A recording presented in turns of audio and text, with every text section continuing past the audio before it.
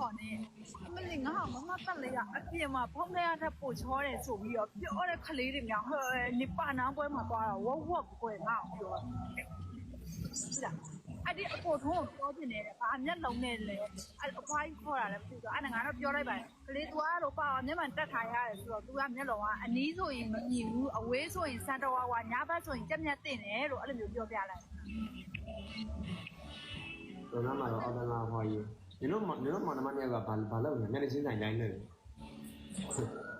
မျက်နှာချင်းဆိုင်ငါကောင်လေးနဲ့လာတော့သူစိတ်မချလို့ဆိုပြီးတော့သူတို့တူကြီးတွေကအိမ်ကနေပြီးတော့ငါ live လွှင့်နေတယ်သူတို့လည်းအပြင်မှာပေါ့နင်မနိုင်ပြကြည့်နေပေါ့နေဟာတိုင်ရချက်ပြောမနေတာစပိန်နေလဲစီးလို့ရတယ်ကားကြီးလဲစီးလို့ရအဲ့ဒုနာလေးမှာပဲလို့နီးနီးလေးပဲငါသွားတဲ့ဆိုင်လေးတိုးလေးတွေရှိတဲ့ဆိုင်စောက်ယူမှရဲ့ညနော်ညမရောက်တဲ့ဆိုင်ဆိုရင်မရှိတော့ဘူးဒီပေါ့ပြည့်နေစုတောင်းလေငါအဲ့ဒီဆိုင်မှာ10ခါလောက်ရှိရတယ်တစ်ချက်သွားထိုင်နေအဲ့ဒီမှာတိုးလေးတွေရှိတယ်စပိန်ရှိတယ်ကားတိလေးစီးလို့ရတယ်ဟုတ်လားမဟုတ်လားအေးဟုတ်တယ်ဟမ်နော်လာကြွားနေပြီ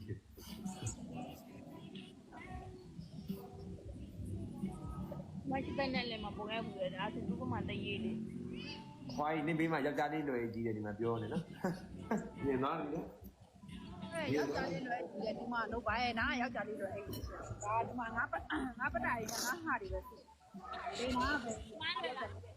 အဖွားကြီးပြောတယ်ယောက်ျားလေးလွယ်ကြီးနေတယ်ဟင်းဖွားကြီးကတော့လူလိမ့်နေပုံပြီအောက်တန်းသားဖွားကြီးတော့လူလိမ့်နေပုံပြီဒီအဲ့ကိုတစ်တော်ချောင်းမှာငါကြော်ညာလားလို့ခါကိုခုနှစ်လောက်မှပဲခါဝေးတော့ငါထဲမှာလက်တောင်းနေတာနော်ယောက်ျားလေးလွယ်ကြီးကိုငါလွယ်တယ်လို့ပြောပြလိုက်အောင်